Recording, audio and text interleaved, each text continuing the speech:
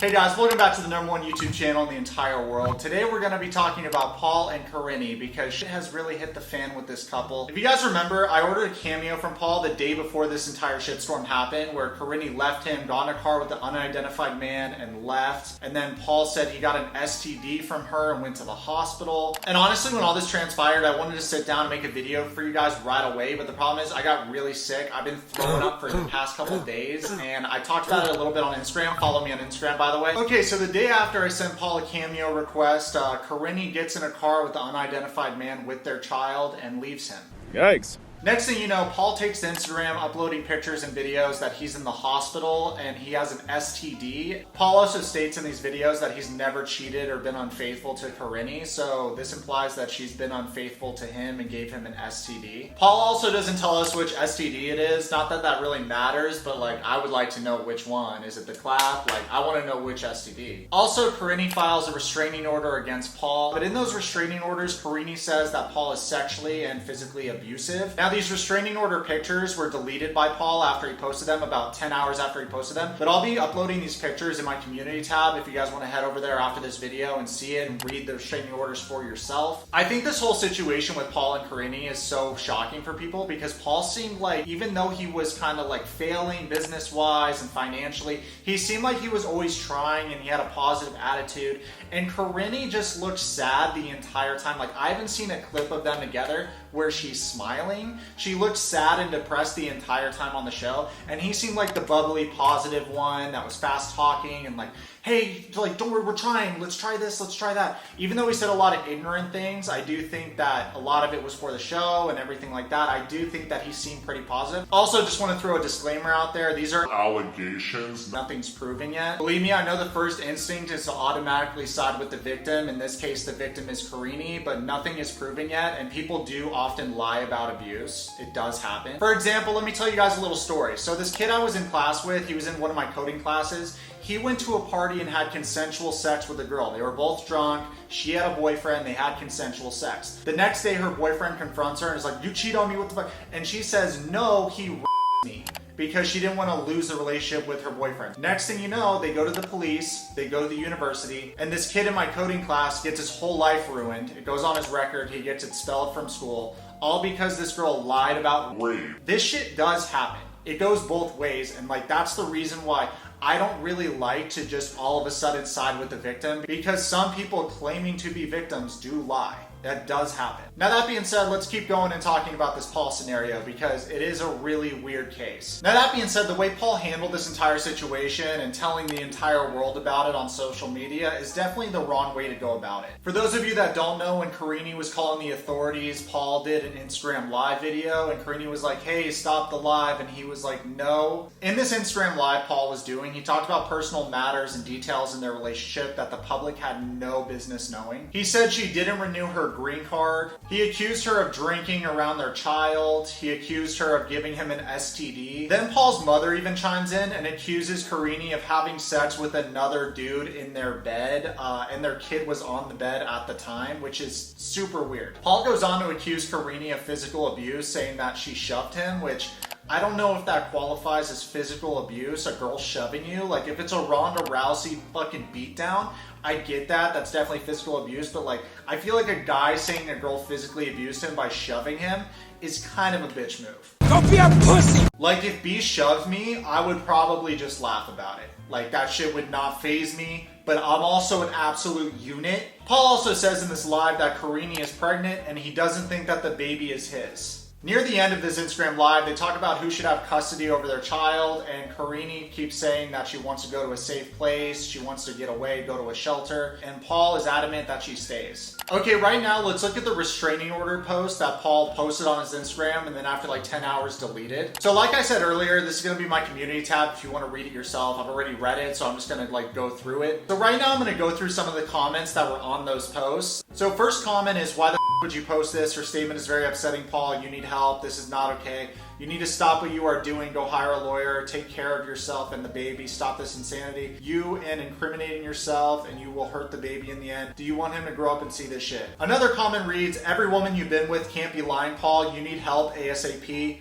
Stop posting your personal business on social media. You're gonna get your son taken away because of all the shit you post. Another person says, sweet Jesus, Paul, post the video of her assaulting you. Honestly, I agree with most of the comments. I think it's really inappropriate to air out your dirty laundry, especially to your fans that are your fans because of the show and because of your persona and the character you play on the show. They don't need to know about your relationship and what's happening in your personal life. Like, they don't need to know that. Nobody asked to know that. You guys could have definitely handled this in private. And this goes beyond 90 Day Fiancé drama. This is serious matters like physical and sexual abuse. So I really think that this stuff should be handled in private, but now it can't be handled in private because, Paul, you posted about it. Like, you made it so public, and I just don't know why you would do that. Why?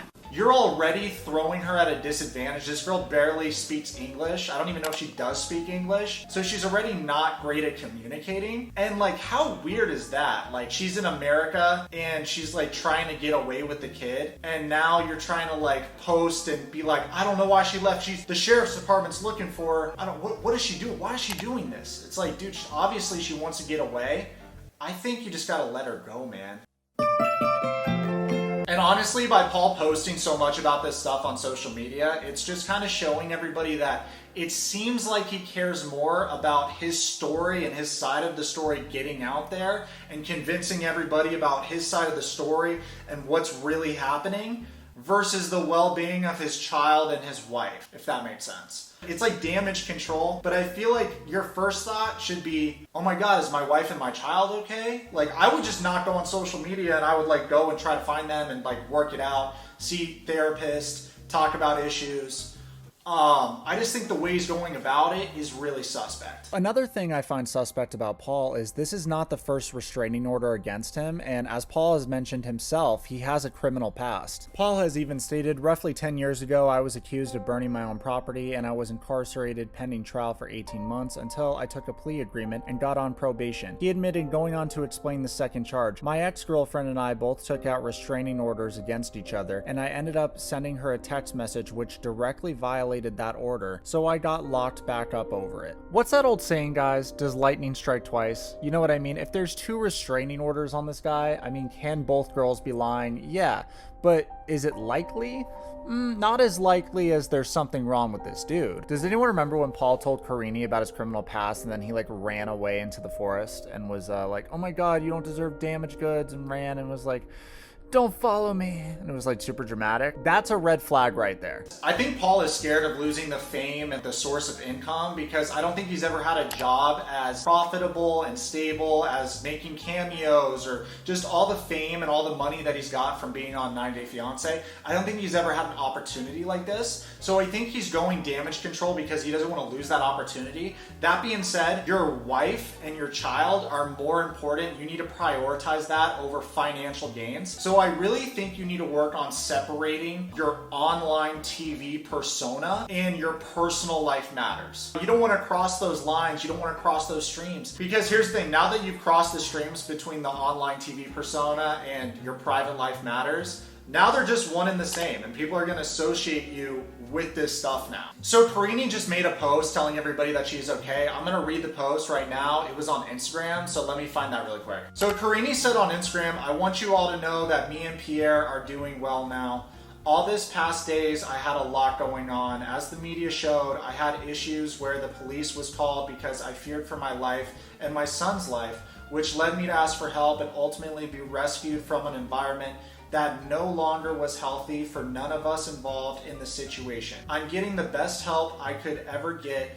I'm really thankful for all the people involved in it. I also thank all the people that worry about me for the support I have had. It have been a big part of my recovery. Relationships are hard sometimes. It just can't be fixed anymore. I need this time to organize my thoughts, work on myself, take care of my son after everything we have been through in the last year and a half.